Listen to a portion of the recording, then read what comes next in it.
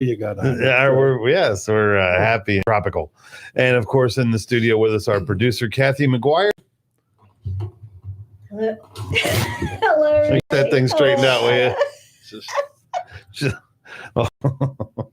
Anyway, folks, welcome aboard. And here we are at the Tan Talk Studios in sparkling downtown Clearwater.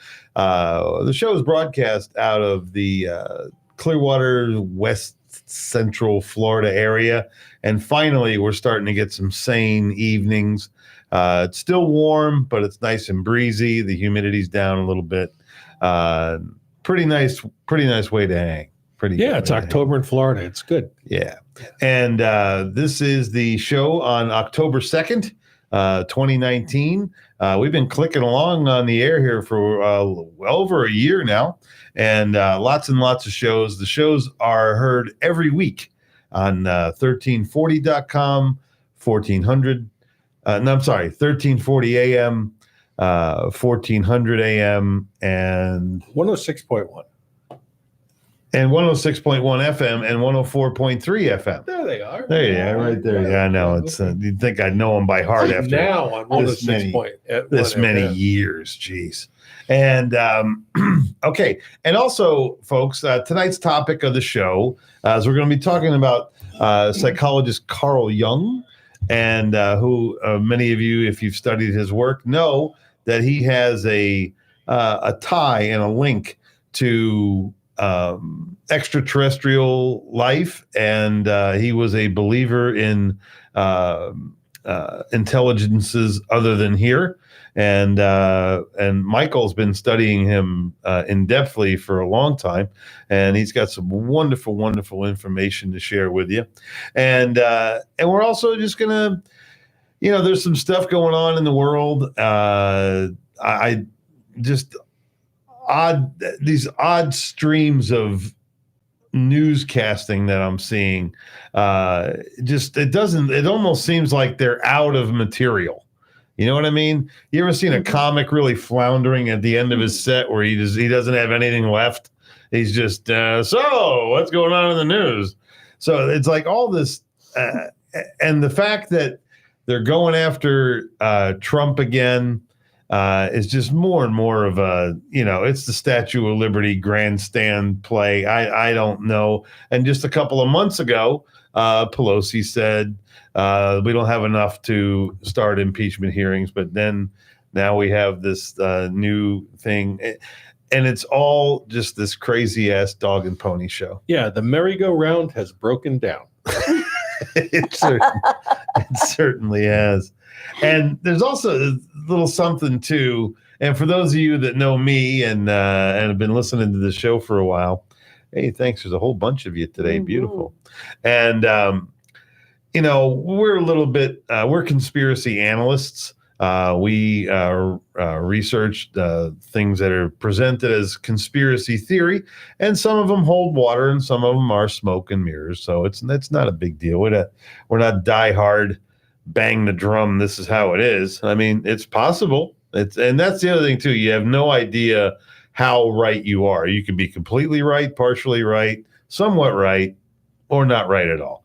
But there's also, like in the last couple of weeks, I've noticed like they just uncovered a painting of Bill Clinton over at Epstein's place of him in a dress. Right? Did you see that? Okay. Mm-hmm. And now I like the dress actually. I think it was would wear one. It was a Bob Mackie. You would never look good in the Bob Mackie. And then just again today, now there's a release of Rudolph Giuliani in a dress. Oh, that's been around a while. Okay. It's sickening. Okay. Well, here's the thing that and I kind of learned this a little bit from Dave Chappelle, but for everything else that I've studied over the years, when the powers that be make a man go in drag, sometimes, not all the time, but sometimes that denotes their ownership by the Illuminati. It's the one degrading thing that they can do it. And if you look back over history, all the guys that were uber successful, ultra sellouts, there's film of them somewhere in a dress. Like Benny Hill. Benny Hill. Yeah. Oh, no, he's when they couldn't corrupt because he wore them anyhow. Right, exactly.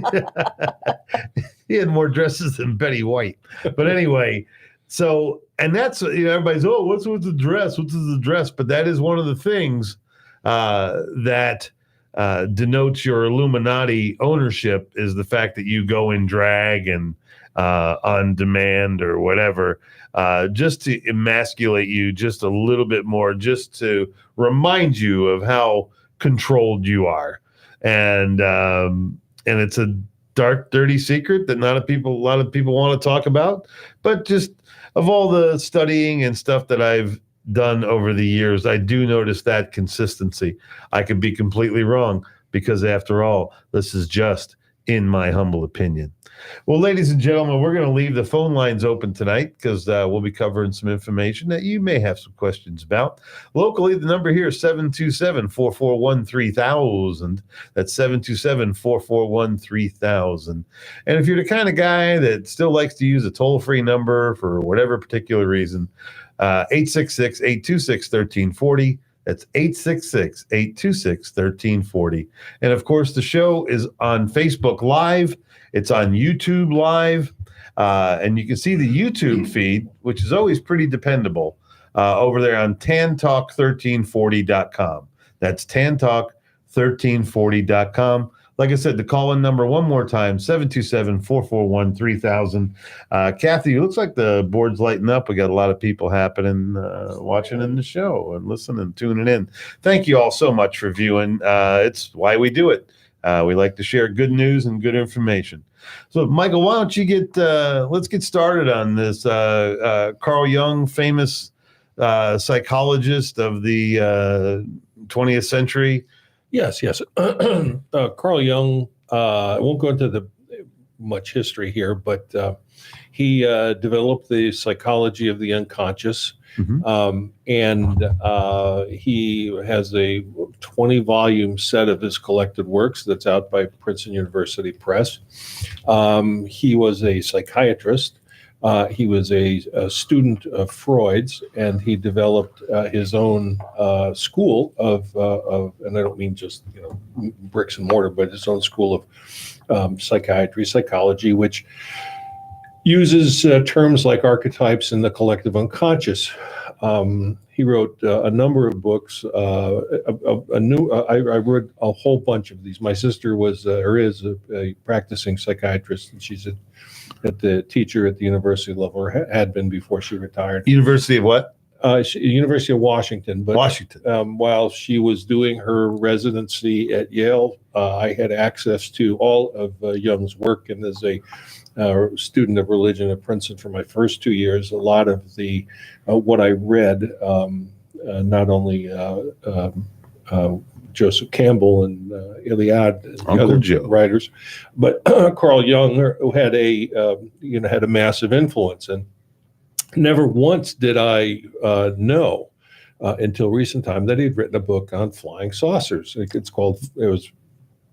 produced 1958, Flying Saucers, a modern myth. So once I saw that, I realized I had to get the book and read it. Mm-hmm. It's kind of like, I studied religion at Princeton. I studied a full year of Buddhism, and never once did I get a chance to read the Lotus Sutra, which was the Buddha actually coming in contact with an extraterrestrial. Oh, wow. Yeah, I mean, it would have had a whole lot of my attention, and it would have given me something a lot more fun to work on than everything else I had to do as an academic. Maybe the timing is, you appreciate it more now. Well, what it was is that, and what Jung's work shows too, is that there was an extreme prejudice against anybody recognizing the reality of UFOs. Okay. And if you're here and you're wondering, what did Jung think? Well, he never passes judgment on the reality of flying saucers. Okay. He never says. He said a couple of times he broaches it and said, well, there's the possibility that they're real. We're not going to deal with that, because what we're going to deal with is a psychic reality versus a factual reality. I'm like, what the right? F? A psychic reality? A psychic reality. A psychic reality. Okay.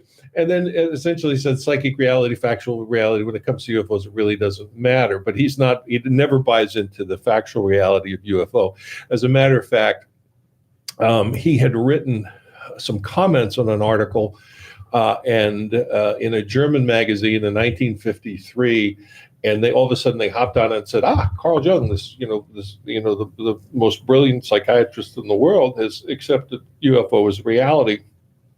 When in fact he hadn't. And he ended up writing this book, basically to save his academic reputation, right? Saying, no, I didn't say that. I don't believe in these things. And this is what I do believe in, though. So he does. The spin doctors got to him. Yeah, he does two things. He gets it massively wrong, and then he gets it massively right. Wow. Yeah, that's good. Yeah, and it does. It's really amazing. A lot of people just leave it undone. Yeah, well, it's amazing how you have to bridge the gaps. Now, what we are in right now is what I call a postmodern UFO phase.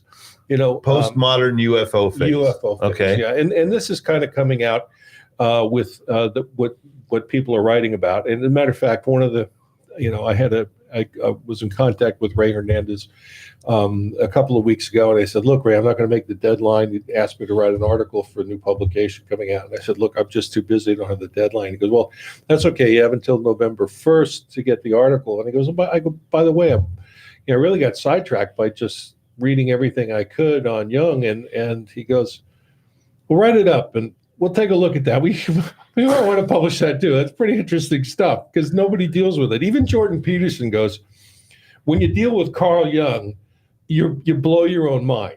Okay. He says it's so deep and so severe that you really have to take them in measured dosages. Well, that's the thing I've noticed trying to read a lot of that text is because we are dealing with levels of unconsciousness and a collective unconsciousness that you're going, okay, this guy experienced that and I'm trying to relate to it. And literally while you're reading this, your mind just dances off across the clouds, man. Yeah. He's a tough read. And matter of fact, there's a real interesting, you can find it on YouTube. It's Jeffrey Mishlove. This is years ago. Mishlove's still got hair. Jeffrey Mishlove is on with Terence McKenna, and they're discussing Jung's book on flying saucers. It's a wonderful interview. I always love Mishlove. He's never had a bad interview in my book. Yeah. And if you're out there listening, look it up. He probably learn more about the book, which is Flying Saucers. This is part of Jung's collected works. A modern myth of things seen in the skies. Okay. Yeah. Okay. Excuse me. Well, a couple of things that we need to deal with is you mentioned collective unconscious. Yes. And when you're dealing with Jung, you have to understand what the collective unconscious is. And I'll bring this all together. Okay. In just a second, I do want to. Kat Carroll sent us a joke for the show. Okay. Especially written joke for this show. Okay. Okay. Thank you, Kat. Two psychoanalysts end up at the pearly gates. Carl loved God and was allowed in because he remained young. He remained young at heart.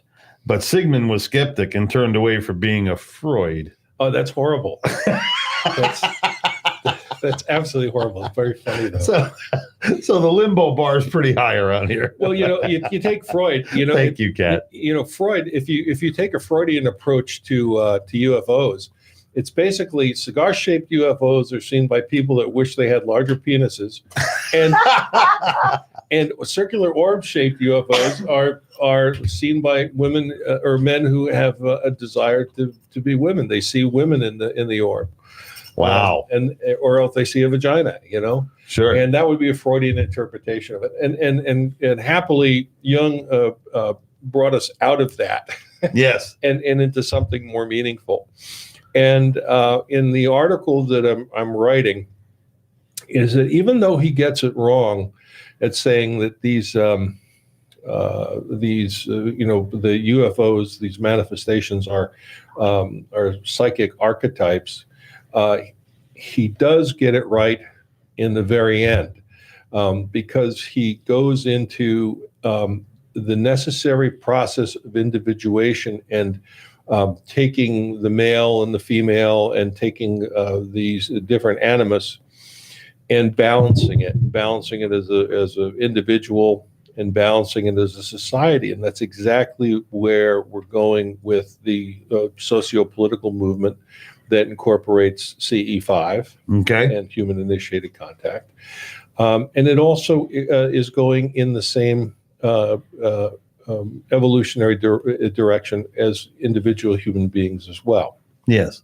So, well, it's going into a collective chaos. Well, right now it is, yeah. And one of the things that Jung writes about is he says that the chaos is so bad today. We no longer can use the gods we needed as the past. We have atomic problems now, so we have to project this all on new gods, and that's why we're seeing the UFOs. Yes.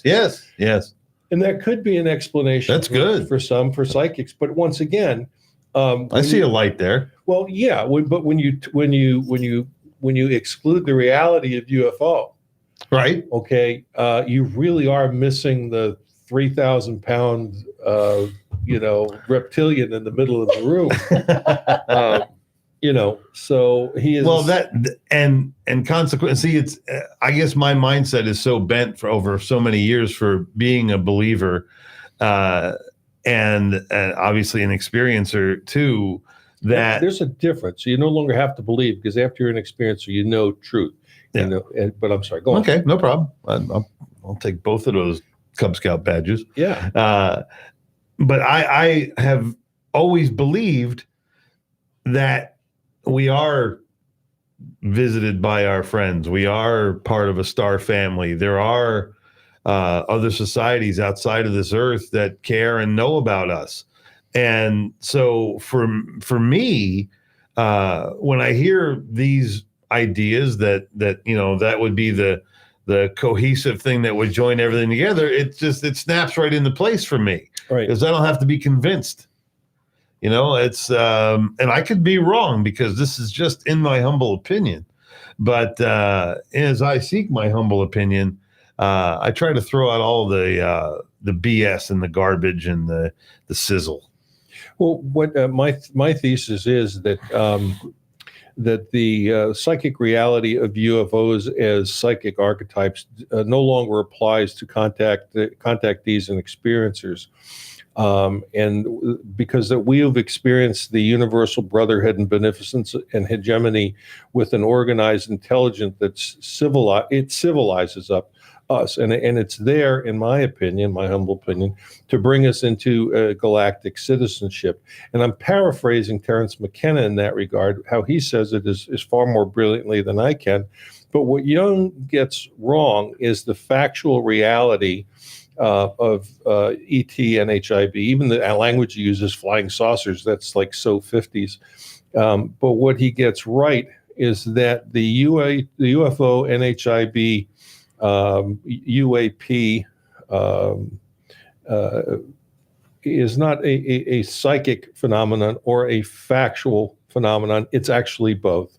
And there is a conscious connection, and that's what we're exploring now. And we who are able to practice HICE, CE5, get the conscious connection. Somehow we get through it all to make that connection with ET. And it's beyond what Jung would call a synchronicity, where stuff happens. Yes. It's fortuitous, but stuff happens. It is intelligent, and it is invoked, and it's purposeful, and they show.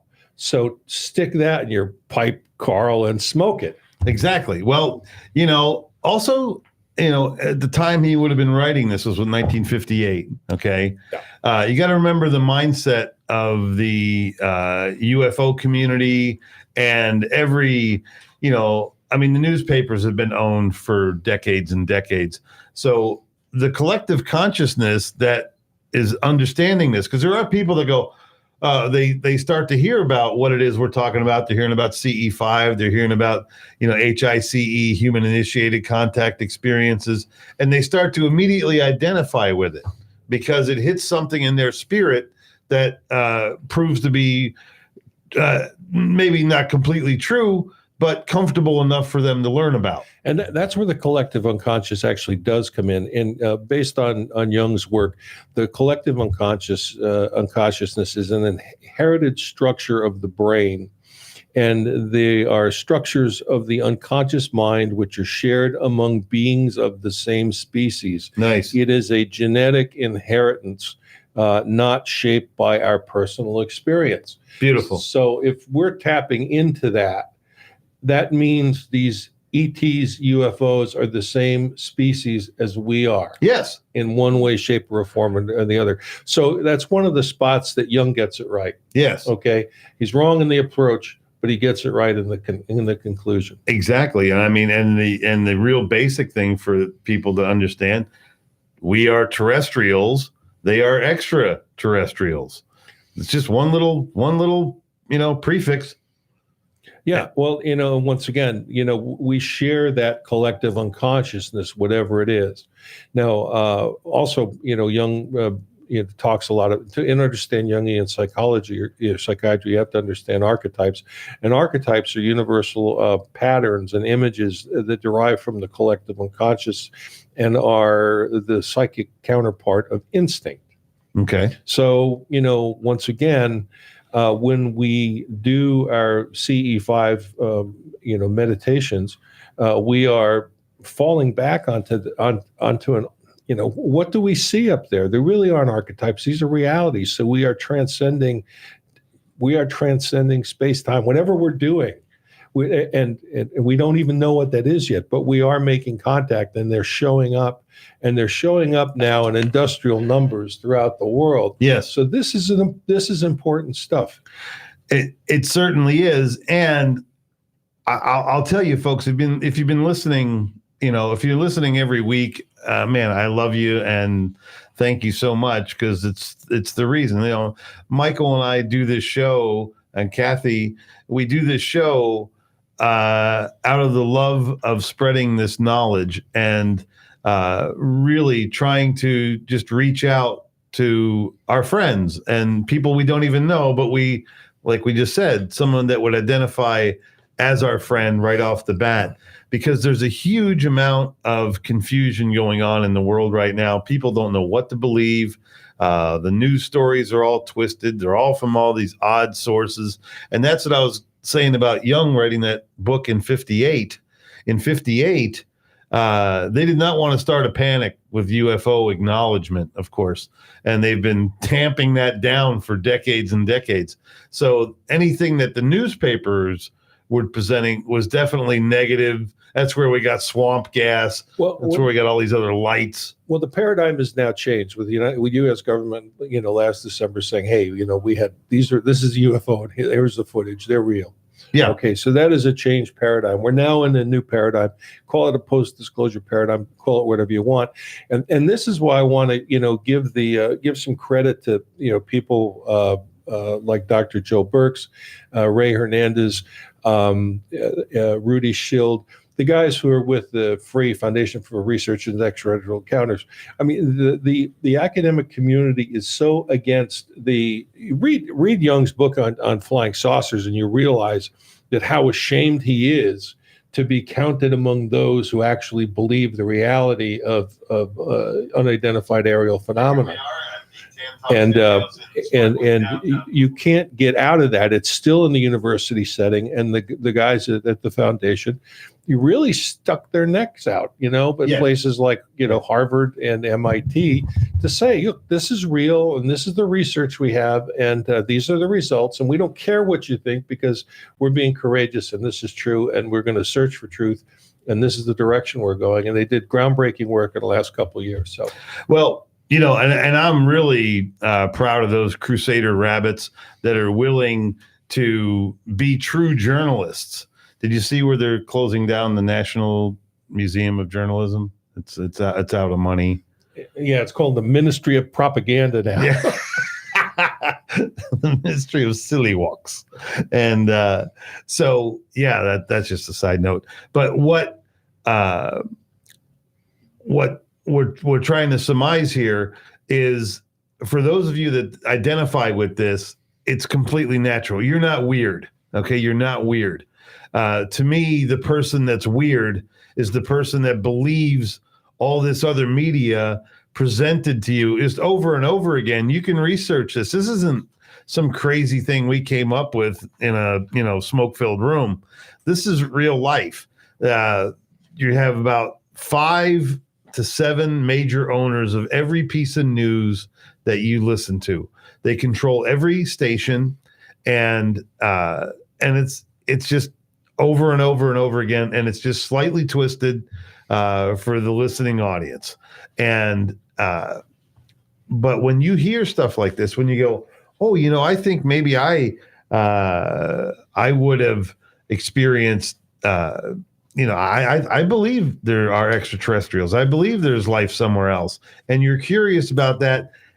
Respond to that emotion because it's a good one. And it also helps add another vague generality to all the other unanswered questions in your life. It doesn't hurt to add in a unknown factor when you're trying to figure things out, because it gives you a nice pile to stock all those questions that seem to be unanswerable to you. But when the extraterrestrial, when our star family truly introduces themselves, all those questions will be answered and your understanding will be so much higher. And you're not wasting your time, is what I'm telling you. This is a worthy pursuit of information. We got about 2 minutes left, and then we're going to go to break. So the first half of the show, we covered Carl Jung, incredible psychiatrist and extremely deep cat.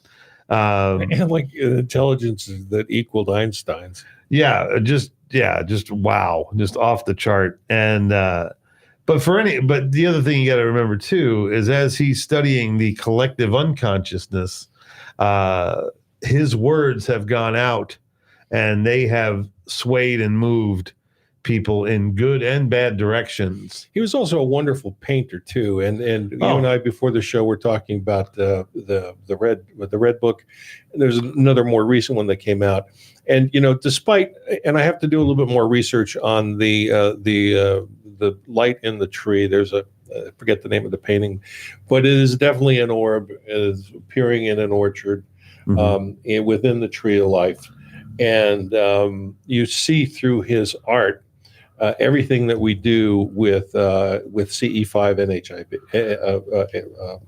HICE, it's all there. It is all there. And the artwork is phenomenal. I mean, he's an extremely talented artist and just worthy to look at in just for that alone. Right. Absolutely. Well, ladies and gentlemen, we're at the point where we got to take a little break. We're going to play the regular news. And then we'll be gone about 6 minutes. So thank you, Michael. That was really great, and we'll get back into it. There's certainly more topics to cover here. And we'll be taking calls in the second half. So if you have any questions, 727-441-3000. Give us a buzz, and Kathy will have some pretty pictures up here for you in a couple minutes. Thanks for listening to imho.love. We'll be back in just a bit.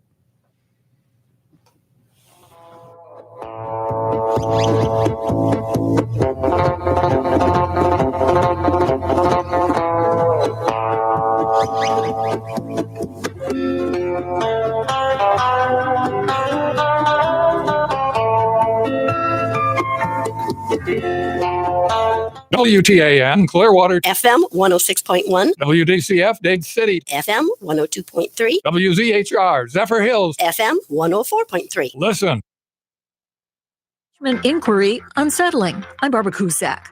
The Dallas jury that convicted former officer Amber Geiger of murder in the fatal shooting of an unarmed black man, Botham Jean, in his home, sentenced her to 10 years in prison.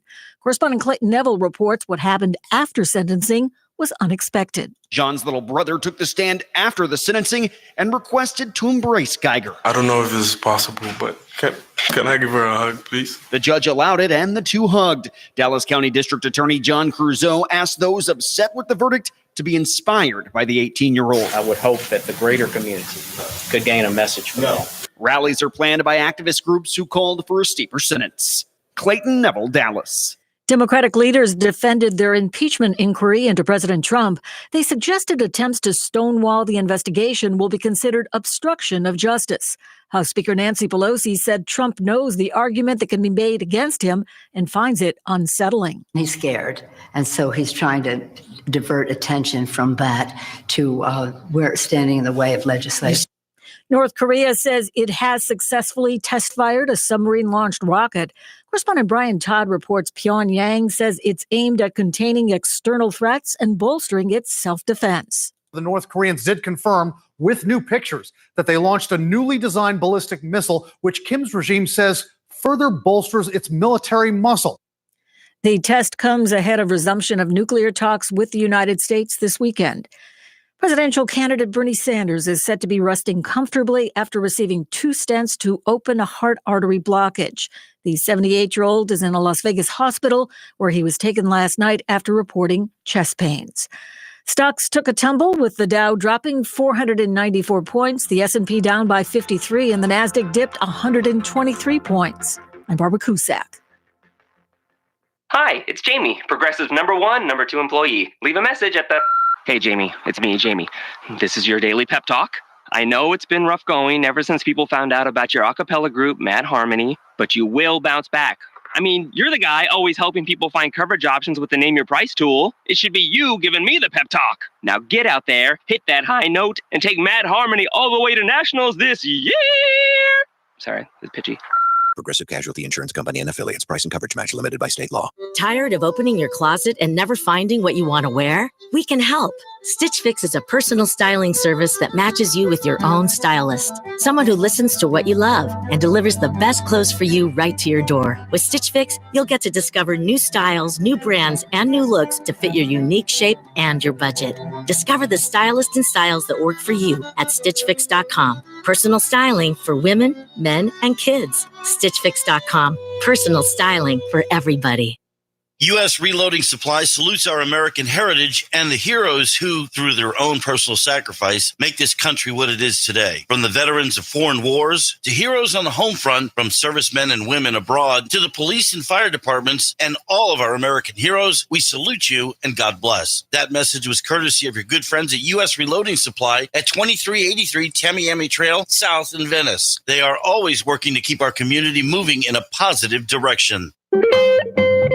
Tom O'Brien is on the Tan Talk Radio Network. Every Monday through Friday from 4 till 5 p.m., Tom takes to the airwaves as he breaks down the day's market action. Tom combines his technical knowledge of the markets with his years of trading experience to take your calls and questions every market day from 4 to 5 p.m. Whether you're new to trading or an active day trader, don't miss out on the Tom O'Brien Show live on the Tan Talk Radio Network from 4 to 5 p.m. Monday through Friday. If you would like to become a wholesale buyer of the premium quality longevity product that you hear about right here on the Tan Talk Radio Network for personal service, you can pick up the phone right now and call Lola at 727-441-3311. Again, that's Lola at 727-441-3311. Or for even faster service, log on to tantalkhealth.com. That's tantalkhealth.com. Here's to your health and longevity.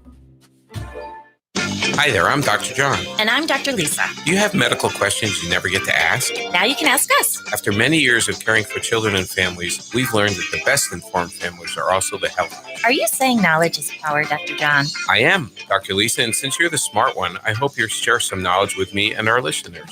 Let's do this then. Okay, we hope you join us every Monday at noon right here on the Tan Talk Radio Network for the Doctors John and Lisa Show. Listen online at tantalk1340.com. Hello out there. Tune in every Saturday at noon on Tan Talk for Connecting Caregivers with me, Linda Burhans, the gal who cares for the caregivers. Every Saturday at noon, we will find resources, education, and a shoulder for the caregivers. I know it's tough, but we can work it out together. Look forward to you tuning in on Saturdays at noon, where you'll have tons of information. Linda Burhans, the gal who cares for the caregiver. This is Patty from Soap This. We are having an amazing event November 2nd and 3rd here in Clearwater, Florida with some of your favorite actors from Young and the Restless. For tickets and pricing, visit soapthis.ticketleap.com. For more info, call 727-210-5143. Again, for tickets, visit soapthis.ticketleap.com. Don't turn it off now. You need this stuff. Tampa Bay's Tan Talk Radio Network.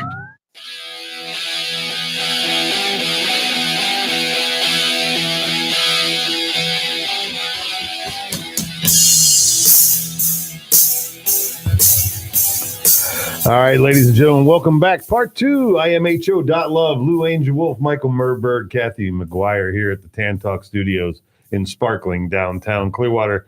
Tonight, we are talking about Carl Jung, the famous psychiatrist, and flying saucers, what they were called way back then, universal unidentified flying objects for a while. And now they have several new names just to distract or whatever, water down, whatever it is. What's the UAP? Yeah, unidentified aerial phenomenon. Unidentified aerial phenomenon, which makes it even seem more milquetoast. And what's the other one? UMP, unidentified maritime phenomenon. Okay. Yeah. All right, sure. Yeah, whatever you want to call it. But. Yeah, it's just but what it is, it's our star family trying to communicate with us. And as far as I can tell, with our deep rooted belief that this world is all about the maintenance and survival of love and innocence on this planet, that is the one thing that we believe is going to exist forever. It is the one thing that'll never be conquered because it is the purest form of energy from our creators, whoever they are. That's what they offer us. And as human beings, there's enough of us that have that element within us. It's strong enough in us to protect it and to spread that word. And that's what this show is all about. This is the perpetuation of love. This is the perpetuation and admiration of innocence. And that's why we look outside of ourselves and try to become a little better people every day. I mean, I'm full of flaws, man. I still got issues. I'm still very human. I'm still a dumb guy that was raised in Florida. But in a lot of times, I'm not that guy. When I'm deep inside myself, when I do my meditations, I truly do feel part of a much bigger, much more beautiful thing than I can even see with my physical eyes. And but I go to a place that is just incredible, and I know that's where I came from. And then you wake up, and Gilligan's Island's on again. So anyway, that's still going with Ginger. The redheads, boy, the redheads. But anyway, welcome back, folks. And Michael and I have been talking. Kathy's been posting some great stuff on the page here. If you haven't seen it, we've got a bunch of Carl Jung's artwork up on imho.love on the Facebook site. That could actually be a great show, down the line, a piece where we could post those. And the only way to interpret what Jung was saying is, especially through the eyes of my eyes right now, is that he really understood God. He was truly a defender of God. There's a great statement of him, seen or unseen, God is always there. Yes. Which also underlies to some extent his theory on synchronicity. I mean, how else do you explain how this all came together? How else do you explain? I mean, there's a divine intelligence at work here. And this is not only my opinion, but there are opinions of people that are far smarter than I and better educated that are in conclusion with it as well, because this whole thing that's going on the planet now is being orchestrated by a higher intelligence that orchestrates, that underlies, you can call it love, you can call it whatever you want, but it underlies a connection that we have with ET and HIV. Mm-hmm.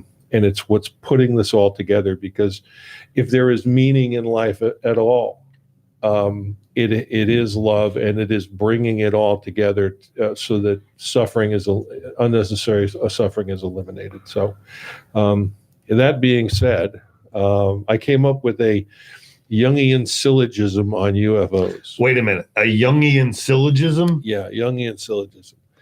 What? That's a dude. Okay, dude. I'm never playing Scrabble with you. Okay. Well, yeah, I didn't get syllogisms either. I mean, I had to like drop out of introductory philosophy, because my philosophy professor was so beautiful I couldn't keep my mind on the page. So I was like, I know the first question was, if everybody loves my baby but my baby, she don't love me. Why is she my baby? And it was like, well, it's easy because you're stupid. No, it's not the right answer. It's like, well, I guess I got to get out of here because I can't keep my mind on things. But the syllogism is, all UFOs are myth. All myths are projection of the unconscious, the self. And all UFOs are therefore a projection of the unconscious. So, ergo, UFOs are archetypes. So this puts a lot of things you need to understand as to the vocabulary that he's using. Sure. Stuff like archetype and what would be a definition of archetype that you could tie that to easily? Well, as well as being a universal archaic pattern or images that are derived from the collective unconscious and being the psychic counterpart of our instinct, they're also inherited potentials which are actualized when they enter consciousness as images. I'll explain this in a second. They manifest in behavior and interactions throughout the conscious world. For example, the Greek gods were all archetypes of certain behaviors. Yes. Okay, so we would project our behaviors and that's Zeus talking, huh? I got it. Yeah. If I were a swan, I'd get myself a couple of, have passel of goslings as well. So passel of goslings. Yeah, I don't know. Passel of partridge or something. I don't know. It means a whole bunch.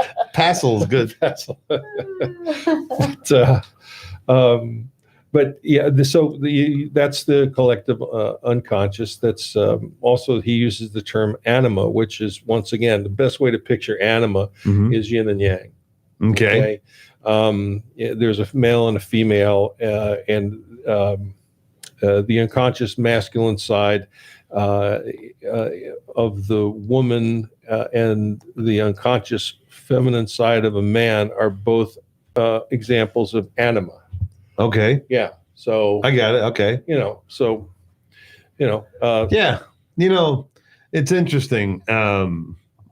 The fact that I try to be a real guy every day, but every once in a while, my feminine side, and which I am going to accredit with my deeper sensitivities and my deeper caring for humanity, definitely comes from my feminine side. Yeah, some people would say actually the reason why men hunt and fish is so they get in contact with their feminine side. And what is meant by psychologists when they say that is they're getting in touch with their intuitive side, because the feminine side, the feminine animus, is the intuitive side for men, and for women, the masculine animus is the rational side, the thoughtful side. So we're both struggle with that. Okay. I don't quite get the hunting analogy, but well, when you hunt, you have to you're in tune with your environment. Right. You're in tune with the wind. You need to know which way the wind is blowing, because if it's blowing in the wrong direction, game won't come. They'll smell you that way. You need to be intuitive with the ground and the tracks and the time of day, when feeding time is. Sure. And then eventually you get in tune with that rhythm of nature, and then all of a sudden you're whole again. Right. You leave the woods, whether you bagged a buck or not, you feel well. Yeah, and at that point too, the opposite side of birth is death. So there you are, causing death of something. Perhaps if you hunted that animal for food to preserve the life of humans, which would be your best and highest use of that piece of meat. Okay. Yeah. But I tell you, there must be seasons, and I'll be honest with you, dude, I'm about tired and done with 2019. It has just been tumultuous for me. It's just been a really rough year emotionally. Being round 10. 2 more to go. And I hope 2020 is as corny as we think it is, with, clear vision and, that type of thing. But in the last few days, I guess, I've had major relationship problems. I've had struggles with, being and living and understanding and where I was staying. And I've also had a big run of death in my immediate circle. A lot of beautiful people that I loved very much have been torn out of my soul circle, and I've not had the time to really heal and go through the mourning that I believe is important to do, because I'm so caught up in this bouillabaisse of activity that I've prescribed myself to, working jobs, booking gigs, doing this show, and as well with, extracurricular relationships and friendships and projects. I build cars on the side. I got all kinds of stuff going on, but I've not taken the right time to take care of myself. And twice in like the last couple of weeks, I've just had to pull off to the side of the road and have a strong cry. Just let it flow, punching the... That you're getting in touch with your animus. I was touching my animus. Yeah. And, I had a grip on it. That's a good thing. I had a grip on my animus. And it just kind of emptied me out, man, a couple different times. And I welcome it, but I also say, how did I get this far off the emotional scale that here's where I'm at? Because I much prefer to be a little more down the middle of the lane, Okay. Well, actually, what you're trying to do is what Jung talks about when he talks about the psyche. Okay. And psyche? For the psyche. For Jung, the psyche meant the human soul, mind, and spirit. Okay. It's just, that's a definition. So it's a pretty darn good one. Uh-huh. And according to Jung, the psyche survives to maintain a balance between the opposing qualities, while at the same time actively seeks its own development, or as Jung called it, its own individuation. Individuation. Right. It's why you do comedy. Okay. It's why you sing. It's why I be Mike. It's always good to have Wikipedia with you. So, you understand that Jung actually was the one that really brought us the true meaning of psyche, the human soul, mind, and spirit. And that's exactly what, when you go into the teachings of Lao Tzu, he was talking about the human soul, the mind, and the spirit, and what you need to do to put all three together to balance yourself and give you the kind of individuation that Jung is talking about. And it's also that kind of balance that's required to go out in the field and do your contact work, because if you are troubled, and you've got issues of anger, of ego, you are not, unless somebody next to you is an antenna and is really good at it and pulling him in, you're not going to see anything, whether you're afraid or not. You're this is going to drive them away. Well, your vibrations are too far out of alignment. Yeah, and they can tell. Sure, and and that's the thing too, is the frequencies I've been experiencing have been, they're palatable. I'm not all twitchy. I'm not side to side. But I've just noticed, like, I can feel it starting to slide away. I'm going, oh man, I'm going to get really sad. I can feel the sadness coming. And then, I start thinking about interactions that I've had and ideas that I've had and agreements that I've made and promises that I broke and all this. I heap all this societal weight on my shoulders, and I just can't move anymore. So really, the Creator gave us these tear ducts for a really good reason, because by the time I'm done beating myself to death, stomping myself flat, at the end, I do get to the end of myself and say, okay, but I'm still here. Okay. And you take that one little beam of light that's still okay in you. And then you let that one little beam of light restore who you are, restore you back to your happiness, to your content. See, happiness is too elusive. I just seek being content. So if I can get that content back, and and say every apology you need to say, if you're sorry about something that you did, let it go, man. Give the apology, be humble, understand that you make mistakes, and that this world is literally minute by minute. We live moment by moment. You have right now, and you can project what might happen. You can make plans. You can open a 401k, hoping it's all going to pay out one day, but one day it may not. And the thing that I find is, how many times I've heard, live in the moment, live in the moment, live in the moment, live in the moment. This is how you live in the moment. And it's not easy. It's not, it's nothing that you can breeze right through. It's got its struggles. It's got its pain. It's got its pointy edges. But in the end, okay, you know that there is that one element of love. It's the same thing. And that's why when this show picks up and it takes the information all the way up and we lead it back to our star family and the people that are the energies that we know are going to preserve this world, things start to get a little better again. You start being a little less sad. You understand. You know what I'm saying? I do. I totally. Yes, I do, because we've had some similar experiences the past few months, and it's,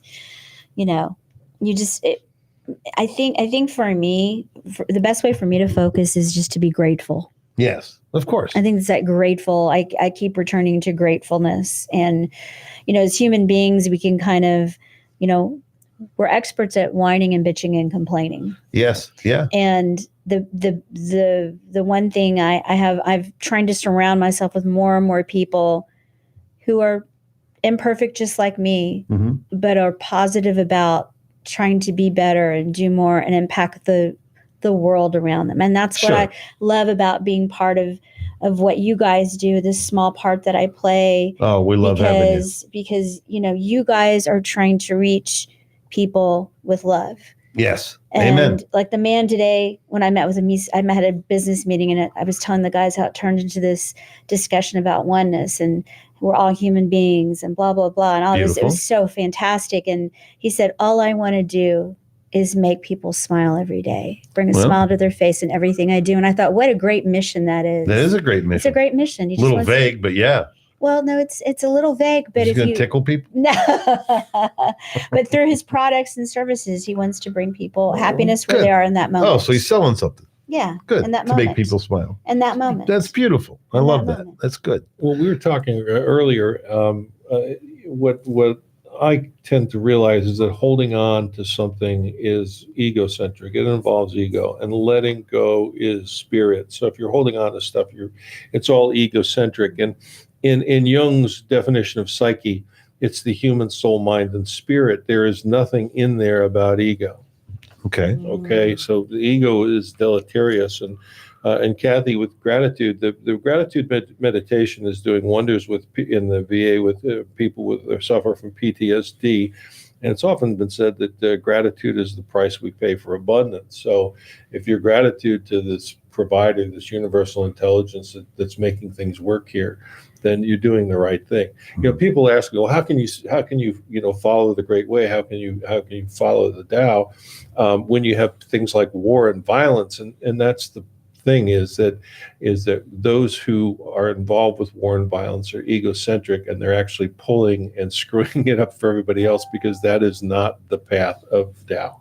Right. And Jung pretty well gets us. Now we're transitioning from what Jung got terribly wrong as UFOs being not a real phenomenon, to where he's getting it right, and what happens when it becomes a real phenomenon.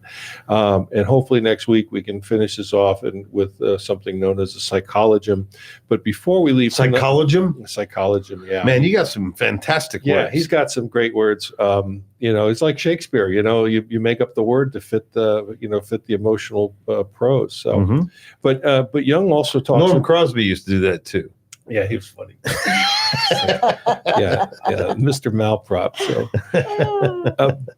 but Jung talks about individuation, and we all as individuals, as human beings, strive for this individuation. It's part of our psyche, and it's individuation is something that transcends group attachment, and it's the process by which the individual self develops beyond an unconsciousness, and is undifferentiated. I'm sorry, I'm getting tongue tied.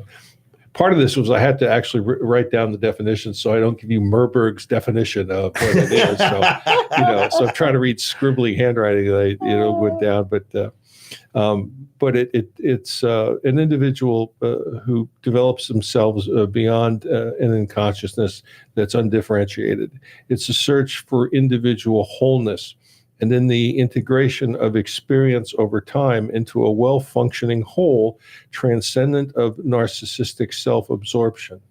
Wow. Yeah, that is so Tao. I mean, that is so loud. Read that again. Read that, please. That's worthy of noting there. Okay. Individuation transcends group attachments. Okay. So you're becoming yourself. And that's what the Tao teaches. Be like a child, find out who you are and run with it. Right. But even if they have scissors. But it's the process by which the individual self-develops beyond an unconsciousness that is undifferentiated. It is the search for individual wholeness and the integration of experience over time into a well-functioning whole, transcendent of narcissistic self-absorption. Phew. So we love each other. The energy you put out is the energy you get back. If you're not self-absorbed, you are spirit. You're not ego. And when you're spirit and not ego, then you actually self-actualize, and you put your psyche into as good a position as possible to launch your communications with ET and HIB. Wow, that's heavy, man. And get along with your fellow man. Yeah, it's tough. It's tough, and as an entertainer, I have to stand in front of roomfuls of people that I've never met and make them laugh. I have to carry on a show. I have to, so there is a degree of ego that I have to maintain to pull it off, Yeah, what's a statement from ego? Comedy is the ego's last stand. Comedy is the ego's last stand. That makes sense. Yeah. And but I notice a lot of guys in the comedy industry have gone past that, content or that content of ego that they have and slidden right into narcissism. And a vicious narcissist can be a very dangerous person. And I've been labeled a narcissist light. That's what they said. I'm a narcissist light.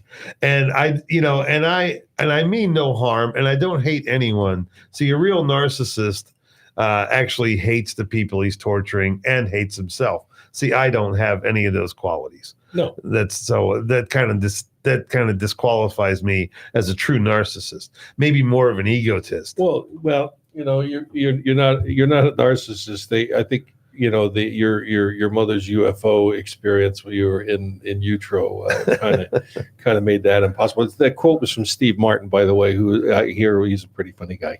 Martin's awesome. And speaking of my mom's up in the hospital tonight. They're going to keep her for some observations tonight. So I think everything's okay, but that's why she's in the hospital. Pole dancing for the seniors again. Huh? Yes, she's got after it, but that's my mama. Get well soon. Well, ladies and gentlemen, another hour has gone by, and this is the end of the imho.love show. Michael Murburg, Kathy McGuire. We're always happy to see. She's a singer. I like that. McGuire. She's a choir unto herself. Thank you so much for viewing. All of our friends, all our Facebook friends, thank you so much. I didn't get to do much of a shout out tonight, but it was nice seeing you, Joe Lynn, the other night at the store there. You're a nice girl. I remember you. And next week we do a Jung Gets It Right. Jung Gets It Right. And of course, there'll be extraterrestrial stuff and a joke here and there. That is the imho.love show. I'm Lou Angelwolf. On behalf of Michael Murburg and Kathy McGuire, have a great week and use your head and trust your gut.